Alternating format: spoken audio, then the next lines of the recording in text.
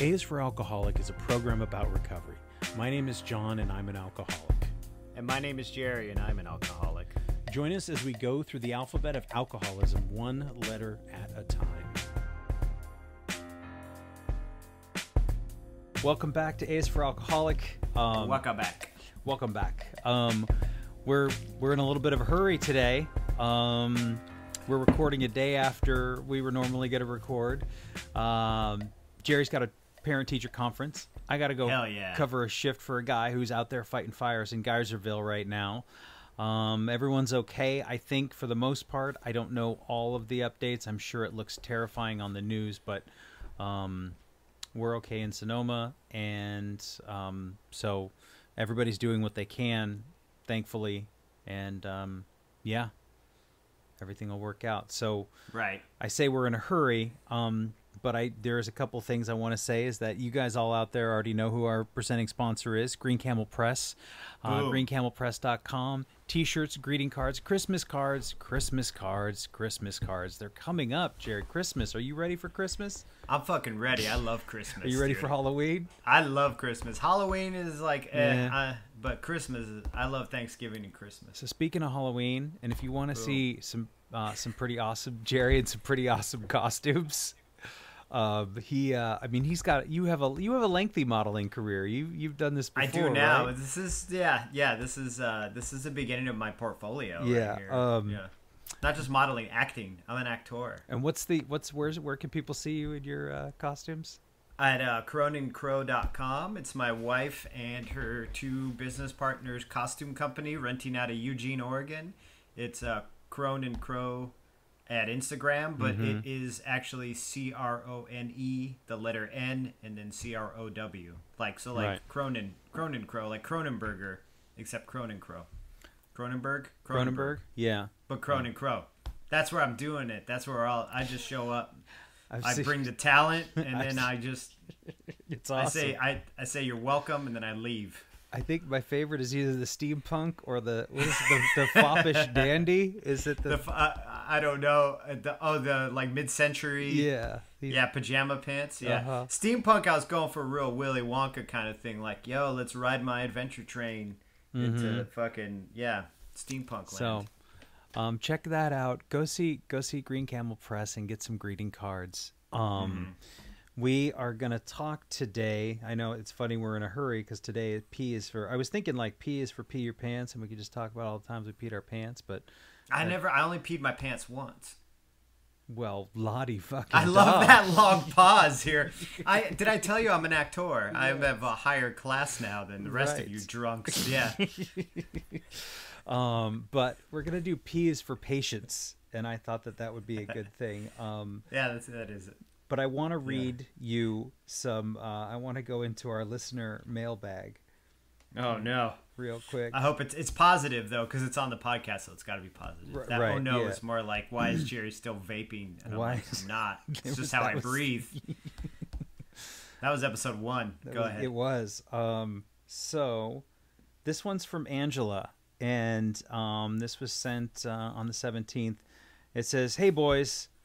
I've been wanting to write for a while now to let you two both know how much I've absolutely loved listening to your show.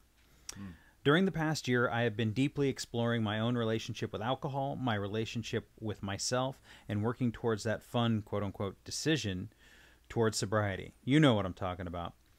I'm currently 33 days sober, and the AIFA podcast has been an incredible support. Feeling wonderful and always looking forward to Friday. The down-to-earth real talk and way you share your stories and personal wisdom have helped me not only better understand myself, but also helped me to remember that I am not alone in this wild journey. For that, I absolutely owe you my gratitude. Oh, and did I mention you two are goddamn hilarious? At least once a show. Thanks. I know. At least once a show, you can bet I'm smiling, laughing out loud. And that's absolutely the way it should be. Because if you can't laugh at it all, sometimes, what's the point? Anyway, John, Jerry, thanks again for everything. Keep up the awesome work and keep on being rad. Your newbie sober friend and patron, Angela." That's great. Wow, man, that's That's touching. That sounds sarcastic, but it's not. It's totally touching. And Angela, just so you know, the only time I did pee my pants, please, is I was very drunk and peeing into a hedge. It was a full length, like 6-foot hedge, and I was half immersed in it, like that Homer Simpson gif, where he immerses. But it was like going into it, and I was peeing into it, and somebody I was with yelled, "Hey, Jerry!" And I turned around, and they threw a dead snake on me, and I fell through the hedge and peed all over myself.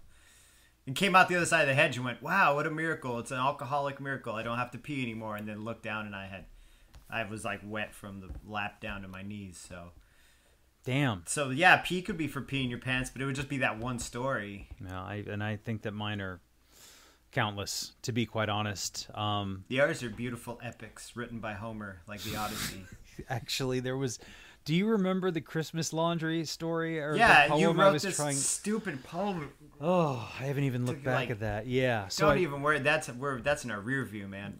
But just for those of you who are interested, quickly, I woke up Christmas Day one year, probably in like 2000, I don't know, 5 or 6 or something, and I'd peed my pants and I was still drunk, and so I decided to write this poem called The Christmas Laundry. And so I thought it was really big and epic and important, and it was going to be this thing that, and I wouldn't stop talking about it, and so on and so forth. And I wrote it and rewrote it and rewrote it, and really thought that this was going to be my my magnum opus. Yes. I think it's just in a box somewhere. I mean, look at the hindsight of it now, though. You tried to write this large magnum opus where the whole hinge of the poem was that you peed your bed on Christmas Eve, and then washed your sheets next to a lady who was also doing laundry at the laundromat on Christmas Day. And you're like, this is the hinge. And I was with you. I was on it. I was like, this is fucking genius, John. This is grit. This is real. This is gritty talk here. And I think that I feel like it's that whole Bukowski aesthetic that I often prescribe to. We loved the realness. The realness is peeing your bed on Christmas Eve. And ain't nothing realer than that. And like, why does it have to be, like, why is it that we in active alcoholism want to the realism of pain and suffering and like filth? Why is that attractive, or why do we want to romanticize that? I don't know. Maybe we make that inward part of ourselves, we reflect it outward. And I don't know. Like Angela said, sometimes you just gotta laugh at it, So I think that was our way of coping in that period of time. At least for me, you know, it was my way of coping with, And I wonder stuff that was in me that was fucked up. I wonder. I mean, if that's all that I'm feeling, if that's all that I'm dealing with is like pain and suffering and like gross shit, like piss in the bed, then that's what I'm gonna write what you know. And so I'm thinking I'm taking something that's, I don't know. I mean, maybe it would have fit somewhere in a Bukowski book in like 1969. Yeah, not in 2003 or 2 or no. Yeah, it just seems like a really bad return for all of your effort. You put all your effort into this shit, and all you get is like, well, I peed the bed, I made someone sad. Mm-hmm. Wow. Okay. Right. Yeah. So I mean, and I am much more grateful now for. I'm grateful for having gone through that, and I'm grateful for being able to look back and laugh on it, and but I just can't imagine spending that much time on something that's so like. What are you doing this weekend, John? Christmas laundry. Working on Christmas laundry all weekend. All right, man. I think like later I tried to write a part 2 or something like that. Yeah, I don't even know. You just peed your bed on Easter. I left an Easter egg in Oh no. But yeah, so patience, and I was thinking about what is patience, and we talk about it as like a noun, as a thing we have, right? As a thing that we own. We go, I have a lot of patience for him, or he. You got to have a lot of patience to deal with, Jerry. Like it's, and so, like sitting in something, and so patience. If I'm impatient, which I found that I was absolutely impatient when I was drinking. Mm-hmm. But it comes from resistance to the moment, right? Right. Yeah. So like I'm not getting what I want right now. I'm stuck in traffic. Fuck. I need to get there and I'm stuck here and everybody around me is in my way, right? Or when I was drinking, like I just need to get a drink and you don't fucking understand how important it is. And I think it's like Mm-hmm. um that movie, was it Don't Worry You Won't Get Far on Foot, in the beginning, where he Right. gets the pint of tequila in the liquor store in the morning, and like there's just that, like when you think you can walk to the liquor store that's only a quarter of a mile away, and you start to Right. run because you're starting to fucking feel the Withdrawal the and withdrawal the uh-huh. and the fear, and everything's creeping up, like that creep up the spine. And so it's like this thing that we have, and it's resistance to what's happening right now, because I imagine that I need to be somewhere else. I imagine that wherever there is far more important than where here is. Yeah. And I think that in finding acceptance in where I'm at right now at this moment, I find the patience to just be, you know? Yeah. Yeah. Um, and that's something that is still a struggle, Yeah. but resistance versus acceptance, I think, is I the. like that take on it. I really do, because I have a different, well, not a different take, but Well, I tell like me. that take, that resistance to acceptance. Mine was always born of anxiety, and I felt like it had a lot to do with control, right? Okay. So, like, things weren't going the way that I had tried to manipulate them to go, or how I wished they would go, and so I would feel impatient. I still feel it now in recovery. It's not as intense, and I'm more aware of it while it's happening, so I try to remove myself from the situation if possible, you know. But for me, it was a lot of like this rising anxiety, like everything lines up in that domino effect where, if like you had said about being caught in traffic and now I need to get from there to here and I cannot. Whereas, my impatience had a lot to do with, I can't do this thing now that I need to do, or this person's not doing what I need them to do. And then that lines up all the dominoes where there's that chain effect where it's like, that's where my mind goes to. I'm like, well, if I can't get there, I'm going to be late. This client's going to walk out. I'm going to lose money. I'm not going to be able to pay rent. You know what I mean? It's like this chain reaction that rolls all the way down. And it for me, it wasn't necessarily resistance, although there were at times where it was resistance against what is happening in the moment. I guess it is, because I'm like pushing against what is happening instead of accepting and going with the flow, or accepting my feelings of being frustrated and impatient in the moment and acknowledging them, and then trying to figure out how to deal with them, or how to, you know what I mean? Like, Mm-hmm. how to accept it. Acceptance, I think, is might even be the other side of impatience, maybe, instead of Mm-hmm. patience. That it's I don't. So I'll give you another example. Like with the wildfires, and there's one that just happened last night. That's happening now. Yeah. Like it's like an hour and a half drive north of me, an hour drive Mm-hmm. north of me. So I'm not currently affected, but they shut Right. our power off last week or the week before, and immediately I start getting these little updates on my phone about when it's going to happen, and they're not sure if Yeah. it's going to happen. And Mm-hmm. so and all of a sudden I go out to the store and everyone's buying every bottle of water and every bag of ice, and there's a fucking line around the block for the gas station, like. Yeah. And because everybody who went through this 2 years ago, and there was this huge amount of anxiety and panic and smoke in the air, and fucking like everyone's freaking out, and I was too, and I had to leave town, and hopefully my house didn't burn down. Yeah. Um, and so this time it was like, okay, I need to relax, and it's just always trying to remember to look around, okay, so there's nothing happening in the sky. Everything is actually fine. The lights are still on. They said they're going to shut off at midnight. So why don't you go pull the food out of the fridge, put them in a cooler, and, get ready to go to your girlfriend's house who has power. Yeah. And so everything's going to be fine. And she's always really good about like, well, John, what's happening right now? And I go, nothing. She's like, so so what are you going to do? Is there anything you can do about what you think is what you're afraid of? And I said, no. Mm-hmm.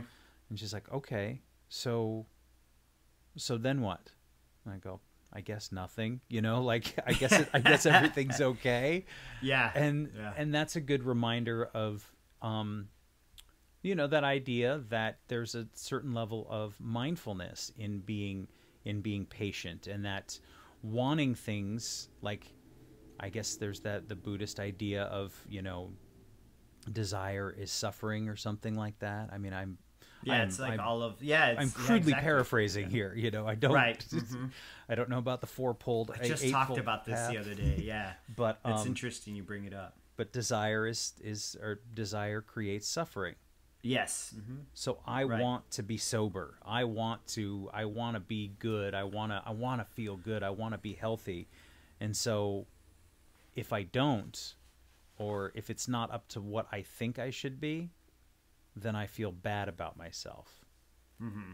Instead of going, oh, are you better than you've ever been? I mean, are you better than you've ever been, Jerry? Hell yeah, I'm killing it right now. Right? Yeah, I am. I have my moments, but yes, generally, absolutely. On the whole, right? On the whole, yeah. Generally, I'm like, yeah, the ship is running correctly. Once again, my nautical theme, but we're even, man. Everything's gravy. You have, we all have a few cranky moments, and we all have these things that get stuck in our craw. Right. What's a craw? What is a craw? I don't know. It's like a claw, but you take the R out and mash it in your face. I have no idea. I thought craw was like your mouth. Or your butt? Your butt? Yeah, but it really sticks in my craw. You're like, well, look where you're sitting down. That's a dad joke right there. Mm-hmm. So, like things are better than they've ever been. Right. And so you're talking about big picture shit now. Instead of focusing shit on this one little thing that's inconveniencing you, which feels a lot bigger, like Princess and the Pea, feels like this softball when it's really a pea. You have to like zoom back and look at all of it and go, okay, my house might burn down, but it probably won't. You know what I mean? Like, I have to leave and I'm nervous. I think you and I get along so well sometimes because we're both people with systems. Even before we got into recovery, I think we both had systems in place, and I feel like I might be talking out of my ass, but I feel like when we both get our systems disrupted, it like really fucks us up. Sure. Right, where my wife has like no real systems in place. She just kind of experiences life, and when her little way of doing something gets fucked up, she just reroutes. She finds a new way around it, where I feel like I hit that obstacle and I'm trying to figure out every way to get through it when she just walks right around it. And I feel like you're a similar guy. Like, you're like, oh, I got to do the podcast. I got to get this. I got to get this done. And now what? They're going to turn off my fucking power? Like, that's absolutely a hole I would have gone down. We're at the point where I'd be mad at PG&E or whatever it is. You know what I mean? Calling them, being like, you blood-sucking motherfuckers, and... Yeah. CEO got a $6 million bonus, and it's a private company that's got a monopoly on my fucking utilities. I'm eating ramen in my car, dry, eating a ramen cracker, listening to fucking Celine Dion because the cool radio station powers down. Exactly, seriously, man. So I absolutely systems for sure. I didn't realize how much I had systems. Even if they were flawed or they were working against me, I would have these systems that were working for my drinking. Right, absolutely. There, you had patterns. We both followed patterns, and our patterns would overlap a lot, so we would fall into each other's orbits a lot during our active alcoholism.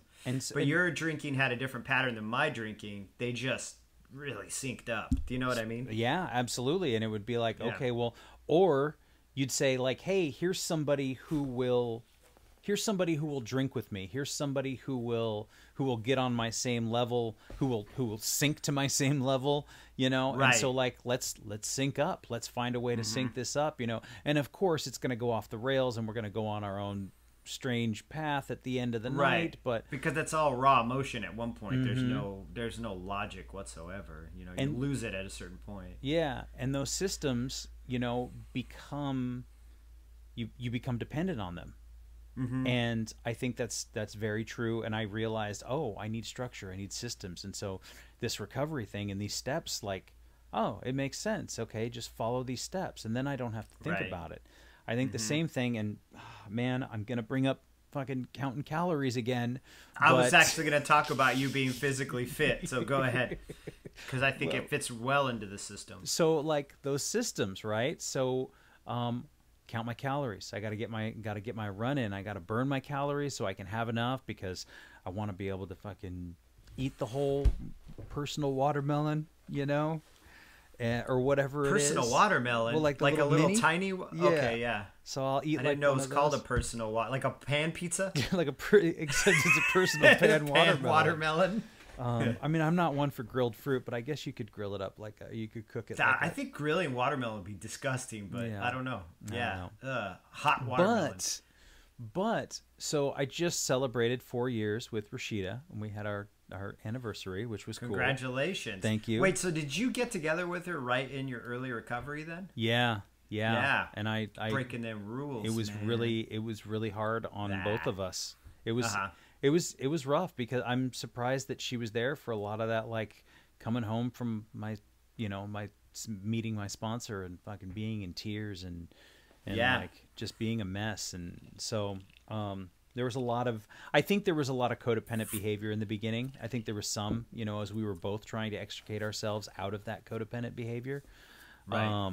And I there was definitely some times where it's possible that we were going to walk away from each other, but we didn't. But what are you going to do for your anniversary? So we did. Yeah. We went to the spa. We stayed home. We cooked dinner. But so we turned off our phones. We just turned off our phones for like a day and a half, and didn't. Wow. Yeah, I'm telling you, man. Like, your days get longer and wider, and I'm not like scrolling on shit or worried about news or podcasts. I mean, you should still listen to this one, but so it was awesome, except I couldn't log in my food. Now, I could go back and log it in, a day later or 2 days later, but I started to get like this anxiety, and I was like, well, I can't log it in, then how will I know? And like, well, you mean this run won't count? And I was like, that's kind of stupid and fucking, that's bullshit, right? But I can relate 100%, because your system now has been compromised. Now you need patience to deal with your system being compromised. So what I learned over this last week was, one, to kind of trust how I felt about things. So I was like, okay, I'm going to go. Like, I went for a run without my headphones, which was crazy, right? Because I don't do that. That I still haven't done that. That's crazy. Wow, man. Right? And I was like, well, what am I'm going to give myself a task to go do. So there were these 2 lottery tickets that I had been sitting around that I won, and I was like, I'm going to go run down to the 7-Eleven. I'm going to go cash in my lottery tickets. Yeah. And then I'm going to run around the park, and I'm going to run home. So I did that, and I got home, and it was like, I don't know, 30 minutes, probably around 2 miles. It might have been more. And I was like, okay, so that felt kind of like 2 miles. I'll definitely have to clock it and make sure and see what it is next time. But and then, I didn't log in my dinner either, and it was fine. Like, it wasn't the end of the world. I didn't, worry about whether or not I was going to lose that 1/7 of a pound, and whatever else. So it was kind of a relief to know that I could trust myself, that I could relax and have that, that level of patience, and not have to like rush back into logging everything into my phone. And that the systems have been working so that that's the point, right? That's why we build up all these tools. That's why we build up all these things, right? That's why we create all these things, so that when the shit goes down, when things start to go haywire, we don't lose it and go for a drink. Right. That's exactly what it is. So right. So you went from the dry run to the wet run. Mm-hmm. So it was in a matter of speaking. Yes, it was. Yeah. It was. But this is what I'm trying to learn, all patience, and all these fucking podcasts we talk to each other about this stuff, is these are the tools we are trying to learn for when the shit goes down, when your schedule changes, or even worse than that, when there's this massive life event. So because life, it's just like a fire, or some great traumatic thing that you feel like your only tool for coping is to drink again, or to get fucked up again, and I don't know, man. That just doesn't work. It just doesn't work. I see lots of people in these rooms, right? And who have 30, 40 years, 20 years, 10 years, and they always tell you one day at a time. But I'm like, that dude right there has experienced a shitload of life in 15 years. Like, life, wild shit has happened to that person, and they did not drink. So I kind of look at them and go, okay, that's someone I need to kind of listen to every once in a while. Not every word they say, but pick up those little subtle things that they use. You know, those are the things I need to pick up from other people. Yeah, man. I mean, I guess what is the thing they say? If you like, again, I don't want to promote anything, but if you want what we have, right? So it's like, right. So if you don't want what I have, then don't look toward me. But if you find somebody and you go, I really like the way they're living life, right? So that's when I reached out and, you know, that's how I found a sponsor, was somebody who I was like, I really like the way that guy carries himself. I think I need to go find out how he does that. Right. And that's what, you know, spawned me to go talk to somebody else and actually spend time trying to create my own system. Because what's the other thing they say? This is a suggestion. This is all just a suggestion for, you know, recovery, right? And you don't have to do any of this shit. Right. And what we talk about is more a rough outline of, I mean, it all is, right? I'm not going to talk about the Church of AA here, because I'm just taking what I can use out of it and cobbling that together and talking to you. And do you know what I mean? Even talking to friends of mine who are just non-alcoholics, you know, and there's all these little things you just got to pick up in your life. And once again, it's all part of my self-made system that has been stealing liberally from other systems, you know. Yeah. I mean, I can't imagine having to do things like exactly as somebody else does them, because it wouldn't work for me. It wouldn't work. My schedule is not the same as your schedule. My demeanor's not exactly the same as yours, although we share a lot of the same emotional triggers, probably. I think fear, so, anxiety. We both have had in the past this way of being very socially, like, outgoing at certain times, but you know, I've come to find myself as much more of an introvert than I ever thought, because I'm like I was always doing this like outgoing fun stuff, but it was always fueled by the alcohol. Yeah. I find myself going in the opposite path actually now. Whereas I kind of like doing things with people, kind of. Depends whether or not I have control of it. See, once again, there's that whole manipulative kind of pathology of... Like, what do you mean? I don't even know if it's just addiction or alcohol, but... Like a party or... Yeah, like if I'm throwing the party, I'm stoked. If I have to go to your party, I'm kind of excited, but I'm kind of nervous too. But I think lots of people feel that way. But then, like, even going to shows... I remember when you flew down here to see Mike Doty, and my wife was driving me there, and I like damn near had a panic attack just to go see a guy play music in a record store. Do you know what I'm saying? Like, just being out around people. But then there are other times where she's like, hey, let's go to this after school party with all these teachers, and I'm like, fuck yeah, they got good cookies there, so I'm gonna be there, you know. Yeah. You know, just roll in and be like, hey, I'm here to eat candy and bust nuts. Right? I think just high five the PE teacher. You know what I'm talking about. You know what I'm talking about, bro. You know, dude. What do you like in that you were talking about that nervous feeling of going to see that show, and I was really nervous I was nervous for a lot of reasons. Like, so same here. I was in this new relationship, and I was sharing it with these old friends that knew me as drunk and sloppy and weird, and also, although I had spoken with you over that past year and a half, and we had started doing some reading together, and we had done this like FaceTime thing where we talked, I think, at that point, I was nervous because I was like, I haven't seen this guy in person in years. And last drinking buddy, right? Right. You're like one of your closest drinking buddies. I mean, we were all very close when we all drank, you know, our little circle, but you know, yeah. So I felt the same thing. I didn't mean to interrupt you. No, but yeah, but- that was our connection. Was we're And- both sober now, and we used to get fucking hammered together. Hammered. Like, Yeah. I had a moment the other day where I was thinking about like how drunk I used to get, and like it gave me shivers, and I guess that's a good sign. Where I was like, ugh, Right. like Yeah, fucking embarrassed hangovers. a little, yeah, like and a little embarrassed. shame. But I Yeah. remember we couldn't even meet like at the hotel, or we couldn't meet at your house. We had to go straight to the show. So now Right. we're like walking in the record store, and I'm like, "Hey, what's up, buddy? Well, all right, yeah, hug, I guess." Like, Yeah, it's what's been- up, sober friend? Yeah, exactly. It's been fucking 4 or 5 years since I've seen you, and right.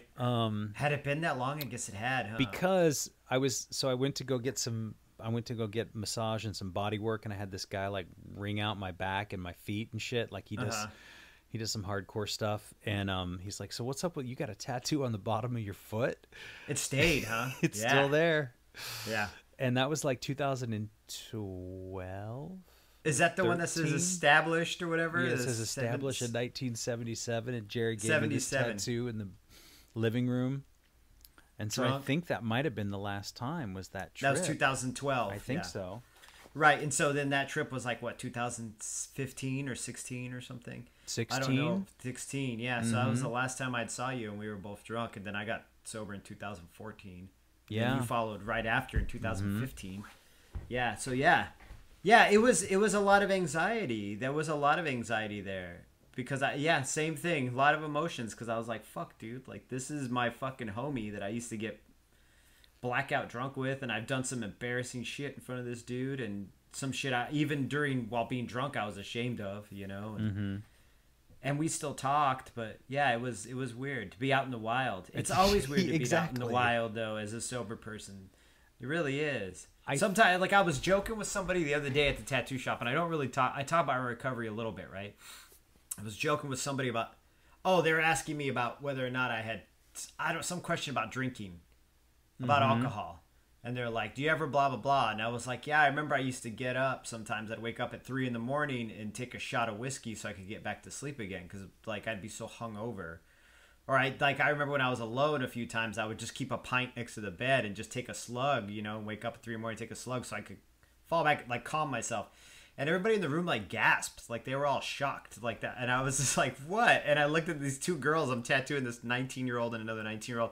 And I'm like, just so you guys know, I'm total fucking alcoholic, by the way. And then they both kind of laughed, like, nervously. And I'm like, I don't drink anymore, though. But, and it was weird, man. I was like the alien in the room. I shouldn't have said that shit out loud, but I was just, like, trying to relate. They're like, yeah, you drank a beer in the morning, right? And I'm like, fuck, bitch. I'd get up at 3 a.m, take a shot, and then be like, oh, man, maybe I shouldn't have busted that one out. Yeah. I mean, I think it's really great that I've been able to share these things, and like you get into a room of people, and that's what people are willing to share about, and you're like, oh my God, I had no idea. But really, I mean, that's much more important to me, and that's much more valuable to me than any sort of small talk. And so we do tend to overshare in mixed company. Right. It's not like I go to like this parent-teacher conference. I'm not going to go shake my daughter's teacher's hand and be like, hey, Jerry, big giant alcoholic here. Nice to meet you. I'm a big-time fucking drunk. Good to meet you. Hi, my name's Jerry. I'm an alcoholic. Hi, I'm... Sometimes I worry that I'm going to do that, like, whenever I have to introduce myself anywhere, like in any other meeting that's not a fucking AA meeting. Hi, I'm Jerry. I'm an alcoholic. Good. Nice to meet you. Better hide that fucking cooking sherry. I'm gonna fucking strip down. But even at the school parties, all that shit, like, yeah, I don't do that. It just at work, I guess I'm more comfortable. But I don't know what the point was with that. I guess it's just, I don't know. I was just thinking about the anxiety of meeting you for that. Oh, right, exactly. And we had to have some patience. We had to trust. Sure. I like looping it back into it when we're just organically follow this conversation, but we just have to kind of trust in it, right? You just have to kind of trust. And if it goes tits up, then it goes tits up, and we fucking cope with that and deal with that. I was like, what if we're not cool anymore? What if, like, you know, it's fine that we've been talking on the phone and doing this thing for like the last year, but like, what if we get together and not like we're gonna have? It's not like we have to fucking live in a house and whoever leaves first loses $1 million or something. You know what I mean? It's not like a reality show, but it was just like, what if we're not as close as I thought we were? Or, you know what I mean? What if we don't get along anymore or whatever it is, right? So, but But that My wasn't big the worry case. was more of the trigger too. Like, Mm. yo, what if me and him hanging out, we're like oil and fucking fire. Let's go get some and drinks. We just, yeah, hey, what is this whole thing we're doing? Let's go get some drinks. Do you know what I mean? Yeah. Even you just saying that right now lights a little LED, a little tiny weak bulb Mm-hmm. in the back of my head, because I've heard you say that to me so many times, and I'm like, yeah, let's go get some drinks. Sounds fucking tasty, man. Sounds Yeah. great, man. It is, yeah, but. Mm-hmm. But I was glad it wasn't like that. It wasn't like that at all. I was like, we just now exist in this different form. You know, we're the same people. We just have shed the exoskeleton. Mm-hmm. We got Walk around that same skin. We just sat on the couch and bullshitted like we usually do, and We sat in a hot tub, me and that's you, right. and your girlfriend and my wife, in a totally non-swinger manner. Which I'm glad that all four of us could sit in a hot tub and it wasn't creepy. And I Yeah. wasn't just like, so, like the way you put together. Rashida, like Yeah, what you're working you know? with there. what do you say? So does we, Megan. Megan likes what you're working with too. Mm-hmm. Let me get some oysters. So if you want, if you want what we have, and you're willing to go to any lengths, Get into the dirty hot tub with us. Yeah, I'll be so- eating chicken. So what do you think about having patience for your friends or family members or people you know that still drink? Like, That's a hard one. like how do you, like, say there, I mean, I don't know what your circle is, and I know that your family is very open about alcoholism, but Right. like, how do you go about, I mean, either approaching somebody who you may think has a problem, or being patient with somebody who has a problem, who, I don't know, contacts you drunk, or Right. I haven't had really anybody contact me drunk. Most of the people I run into that are drunk are usually just Eugene wild people on the street. I've been in close working relationships with people who are active alcoholics and people who drink really heavily, and it is hard for me to, I don't outwardly act aggressively towards those people. Well, one of them is sober now. Like even the people I know now who drink a lot, even if they come into work hungover, there is a judgment. There's an absolute mental, real tight way down below. Like I try not to, because it's fucked up for me to even judge. Like I'm like, who am I? There but for the grace of God, there's my hangover, But there is a tight little judgment voice that's like, wouldn't be so hungover if you didn't get so fucked up last night, But I tend to try to deal with those people with more patience. I feel sorry, and not in a way that I'm above them looking down. I feel sorry because that's me. And I remember how much I was hurting, and it hurts me. Even fucking homeless people that annoy my ass and are being pushy and rude, and being Eugene homeless people that are drunk, like, I'm annoyed, initially pissed off, but then when I sit down and think about it, like, makes me sad. I'm like, damn, dude, that's you, Jerry. Like, that, looking at the man in the mirror. Mm-hmm. Asking him to make a change, It's true. Yeah, it hurts my heart. But my mom's family, on her side of the family, a lot of them still drink. Some of them are alcoholics, and once again, I don't really come in a lot of contact with them. But I feel sorry. I feel bad. And not sorry, like, once again, I have to reiterate, not sorry like you're pathetic and Pity I feel them. you're pitiful. No, it's not pity. It's like heartbreak, because I know it. Because I know that shit. I know it really well. And for you to have to go through that jungle of shit and get shit jungle juice on you, that's whack, dude. Mm-hmm. Shit jungle juice. Shit jungle juice. 2020. I remember. So this popped in my head. I was at work, and I work in a restaurant, and restaurants are often places where a lot of people come in hungover. There's a lot of drinking, yeah. There's a lot of all that business, and these two people were talking, and it was like something about the one guy, like they were giving him a hard time about being hungover at work, like it was busy or something happened, right? And I thought, my first thought was like, yeah, man, what are you doing fucking hungover at work? Like, I didn't come here to deal with your hungover ass, and like, why do I have to pull your weight? And then I had this other memory of years before, so like 2010, working in a restaurant, and this woman saying something very similar about somebody else to what I was thinking. That idea of like, I shouldn't have to come in here to deal with your fucking hangover. And my thought back then was like, hey man, easy. Like, that's just part of the fucking gig. Like, some of us are hungover, and some of us are gonna. Wait, was this a customer or was this a coworker? No, this was a coworker. This was all. Oh, okay. Yeah, so this was a coworker. You're like, let the good times roll, baby. What the Yeah, fuck? right. I was like, yeah, have a shot of Fernet. Everything's fine. Like, we're gonna get. Who cares, man? This is just.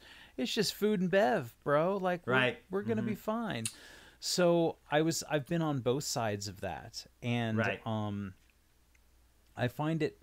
I want to reach out to. There's one person in particular that I'm close to, that we are friends with, that I'm close to here in California, and he's definitely. I mean, it's up to each person if they're an alcoholic or not, right? We say that a lot, or at least for them to choose to get help. And like, I want to say something, but I don't think there's anything I could say to change their mind about Right. their behavior. So, Right. like, I don't know that they listen to this podcast, and I don't know that they look at me as any kind of example. I mean, I hope so, but I keep trying to find moments where I might be able to bring something up related about, like, oh, here's a benefit I got from being sober, rather than, Right, but then is that manipulative though? I don't know. Yeah, probably. I mean, I'm asking the hard questions. for the greatest I'm sitting on my benefit of throne my of friends, lies. yes, Right. You know, I and I think you know who I'm talking about. I don't want I to. imagine so, but you can always frame it under concern. Like, hey, are you okay? You know, you seem not okay to me. Are you okay? Yeah. Do you need anything?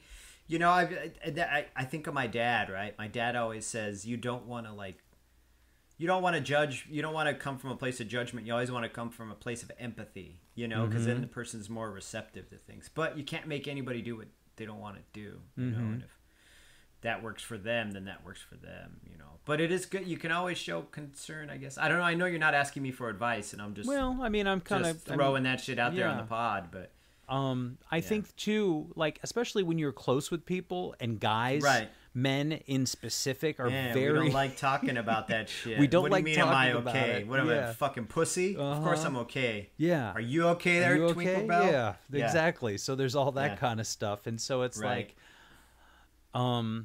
Which is so lame. and what do we say in Yeah. it? What do we say in response? Yeah, I'm fine, man. I'm just fine. I'm fine. Yeah, I'm Just all right. leave me Shit's a alone. little I'm rough. all right. Just Can't a pay little- my rent. Whatever. Yeah, Right. exactly. You know, Not like, yo, I can't, you know, stop or fucking what did we drinking. used to? What was the joke? Like, Code would always be like, "Yeah, man, I'm just going through a rough patch right now," and it's Just like, going through a rough patch that was lasted like 12 years. Yeah. it's I like, love it. fuck, I remember dude. the rough patch, dude. The rough patch. It was like We'd always laugh because we were like, that is the biggest patch. Is that a pumpkin patch? fucking seriously. But yeah, man, and I guess I look. Yeah, you're right. I mean, there is a certain level of manipulation where I look for things where I can, like. And also, I'm not trying to call you out on No, your no. shit. I'm just thinking about it like, are you, if you're trying to push the path to have this person take the path you want them to take, as far as conversationally, you might as well just put your fucking cards out on the table. Well, and But what is I'm also guilty of it as well, though. So. what is the fine line between being helpful and supportive and being enabling? I mean, do I need to go to an Al-Anon meeting to figure that one out? Like, I think so, right? Because I don't have the helpful and supportive and enabling. I mean, there's like, because I don't have a lot of close relationships with people who are openly in active alcoholism or openly in active addiction, you know? So I haven't really been in that position. People have come to me and asked me what I did, and I tell them what I did. But I don't tell anybody what to do, really. Well, no, it's not true. I tell Olive to do shit all the time, but I don't tell like other people what to do with their addiction, you know, or their alcoholism. It's weird. I guess your best bet, and anybody else out there in this position, what I'd probably suggest doing is just, once again, just showing concern and saying, you don't even have to bring up the drinking really necessarily. Be like, hey, you've been drinking a lot more than usual, or hey, does every day feel like the day before, over and over again to the day you fucking die, you know?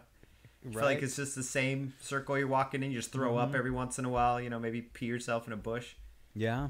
Yeah, I just be don't- like, you all right? You okay? Like, sincerely, are you okay? Like, you seem not okay. You can always say, hey, I've been not okay too. I get it. Or, Yeah. yeah, but, you know, I know people. I know other men. I'm fine. I'm not going to fucking AA with you, dude. You know, that's exactly what's going to happen. I'm not going to your fucking cult. Knock it off. Like, all right, well, you're not done earning that chair yet, are you, there, buddy? I'll get it for you, but, you know. Yeah. And besides, in cults, people do what you tell them to do. I love that joke. Right. That's how I know AA is not a cult, because nobody does what you tell them to do. Right. I just, you know, it's funny because speaking of this particular person, who sometimes, and it's not from a place of judgment, but they can be flaky, or there'll be things where it's like, we're going to organize something, go do something, and like either cancel or push it back, Right. or be like, yeah, I don't know. Yeah, let's do it at 2. And then it's like 7 o'clock before I hear from them. And I tell my girlfriend this, and she's almost like, she's like appalled. She's like, I would never fucking accept that from any. And I was like, I get it. But we all did that to each other, but though. we did that to each other. And all the time. That was normal. constantly. Coda was supposed to pick me up from the fucking train station in Seattle. I'm holding this resentment. It's like 10 years old. He was supposed to pick me up at 9. He never showed. I called the house 6 times. He just slept through it all. I was like, really? We had just talked about this last night. Anyway. Yeah. Calling you out, Coda. He's not even, doesn't even listen to podcasts. I'll send this one to him. He just barely got a phone above a flip phone. Right? He's barely online. So Barely. yeah, man, like I'm a little more sympathetic and empathetic toward that behavior, I guess. And also, right. I don't let it get to me where I'm like, I'm not like waiting by the phone. I'm not. No, I go, but you know have what? plans made and things are being just fucking with your systems. And I think that at one point they said something to me about like, oh, well, you know, shit happens and things change, and you know, I don't mean to get, you know, something about my schedule or something like that. You know, for you know, such and such and blah blah blah. You got such a rigid schedule, and I said, well, I have a lot of things going on, and you know, and right. And I don't. We didn't get into too much of a fight, but it's not your fault that someone else is being flaky to you. Right. Do you know what I'm saying? Like, you're not allowed to have a schedule. Yeah. Anyway, yeah, we can parse this out all day, but just you know that it's not your fault that you have a rigid schedule, and you're a flexible guy. You and I have had to reschedule numerous times. We had to reschedule this very podcast Today. right here, and I was like, oh shit, I'm gonna be late to this thing, but I'm not gonna be late. But I'm like, I gotta just let John know, like communication. Hey man, I am way too fucking hungover to fucking do the thing we need to do today.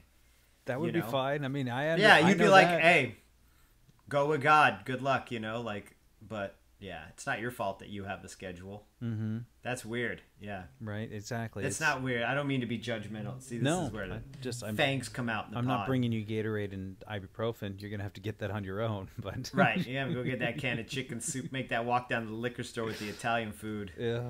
Get a meatball. But yeah, man, I mean, patience is something that, I also, part of it is like the mindfulness and being and checking in with myself. It's very much to do with mindfulness. I agree with that. Yeah. We talked about it. One of the first shows was about the hungry, angry, lonely, and tired, and that sort of halt. like halt. Take a moment, stop, pause, and like, okay, what's up, and why am I being impatient, and why am I fucking hungry? Because I thought about it yesterday when I was like, I could probably be home by 7, and assuming there's power in the house, we could do this. And I was like, I got to go get food. Like, I can't drive. Right. I can't spend 75 minutes in traffic without any food. Like, I just can't. And so I was like, fuck it. So being able to take care of myself before I can take care of somebody else. Yeah. You know? Yeah. Yeah. And you texted me too, and you're like, well, I can probably make it back. Do you still want to do it? And it was like 8 o'clock, and I was playing Conan Exiles with like 4 other people, and I was fighting this giant snake man, and I was like, no, man, we'll just do it tomorrow because I got to kill the degenerate and learn the Serpent Man armor. Did you get And I learned the Serpent Man armor. Hell yeah. Serpent Man weapons. I got Serpent Man daggers. What is a Serpent Man saying dagger? Serpent. Serpent Man. I don't know. I just know they do more damage. Oh, okay. Thus concludes the video game portion of this. Although, there's a great game coming out next week or in a couple weeks called Death Stranding that looks super fucking fun. What about with that? Norman Reedus from The Walking Dead. Oh, really? Yeah, he's naked in it a few times too, so you Nice. know, little candy. Wow. Yeah. Little Reedus candy. Little Reedus candy, yeah. What about that Untitled Goose Game? Have you heard about this one? I've heard about it, but I don't know if they have it for console or not. No. If they do, I'll probably get it and let Olive play it. It looks funny as fuck. looks Have really you seen funny. some of the It's just some the of the goose footage like of it? trying to steal a boot from some guy. And... Yeah, and throw it in the lake. Like everything is like you just steal shit and throw it in a lake. That's fucking hilarious. I would do the Untitled Jerry game where I just come to your house and steal shit and go throw it in a lake. Mm-hmm. Yeah, or on the roof. I think too that patience is one of these things. unless there's more to talk about the video games, but No, not No. really. I mean, I just got that Serpent armor. I think it's another thing that it's like it builds momentum. You know, it builds like a muscle. Like it's like this thing where I go, okay, if I can be patient for this one thing, now I have a little more patience, and I kind of build on it like it's a little pebble, and I roll it around, and then it gets bigger and bigger and bigger and bigger, and I have more to. It's like a well, filling up a well with water, and as I keep filling my well up, so that when I need it, I can go get water. Yeah. You know, for me at least, like it's something that if I practice patience, so it's this thing that I continue to practice, and I'm not always good at, and sometimes I snap, and then I have to because of these rules or these systems, I go, well, why did you snap, John? Well, what were you lacking? And so making sure that I am constantly full and comfortable, so that I can be of service to others, you know. Look at that. How about that? Service to others, yeah. I mean, I try. I do my best. I mean, we do it. We do it every week. And I mean, you do it for your family all the time. And I'm sure that. I never think about it that way. You have to bring it up. When you bring it up like that, it always reminds me. I'm like, oh yeah, it's not just me being of service to other fucking recovering alcoholics. It's like the people around me in my life and shit. I forget that the world is not populated by recovering alcoholics. You know, that we're not all fucking drunks with a shady past. Right. You know, like there's a bunch of people out there just living their lives, and they gotta mow their fucking lawn, you know, and maybe, I don't know, whatever it is out there, you know. Yeah, I forget that. And I think it helps too in whatever, especially if you have a job where you work with people, or you work with the public. I know for me, like, I don't always love what I do, but if I have taken care of myself, and if I have patience for people, I can better serve their needs, whether or not I think their needs are, you know, petty, stupid, dumb, ridiculous, unreasonable, any of those. They probably are too, but you know, but if it's my job to service their needs, exactly, then it's my job. Funny. I feel the same way. There are a lot of times where I'm like, this is awful. This idea is awful. These people have no aesthetics. Like, this is the fucking tattoo equivalent of a live, laugh, love poster. Which is fine if you're into that shit and whatever. Once again, no judgment. I'm just making an artistic judgment in my head. Like, it's not a fucking skeleton. I want to tattoo skeletons on people. But I'm doing a job. I'm here to provide a service. So I'm like, yeah, this will work. If this is what you're into, then let's fucking make it happen. Let's do it. Yeah. Yeah. And I'll talk to you and be cool about it. Unless you don't want to talk, then I'll leave you the fuck alone. I'll talk to Jimmy. So we're just gonna need that deposit, and we'll get started right away, sir. So before I even start drawing, I take a $60 deposit. Goes towards the price of the tattoo. Holds your place in line. I have that whole thing memorized. I can tell. That's good. Yeah. But yeah, man. So I know that you have to go, and I have to go as well. But I really thank you for your patience. Your time. Thank you for being a friend. Thank you for being a friend up and down the road again. Thanks again for listening. Our music, as always, is by Neglect. You can find more of his stuff at neglect.bandcamp.com. And you can find us on all social media platforms that matter: Instagram, Facebook, and Twitter. And you can reach us at aisforalcoholic@gmail.com. Talk to you later. Yeah.